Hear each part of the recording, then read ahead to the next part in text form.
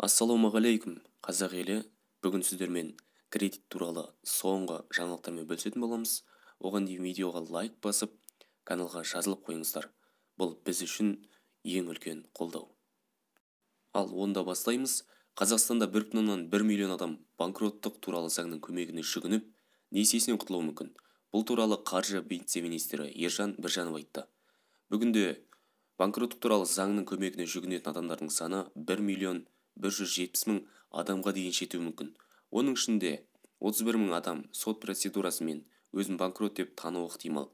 Сондай-ақ арнайы әлеуметтік төлем алынатын 37,000 адам осы заңның аясында банкрот деп танылуы мүмкін. Бұл процедураға жүгінбеу адамзаттың өз еркінде. Біз қарызы бар адамдарға сотқа барыңыз деп үгіттей алмаймыз. Ол әр азаматтың салмақты ойланып қабылдаған шешім болуға тиіс. Себебі оның үлкен салдары бар, деді вице-министр.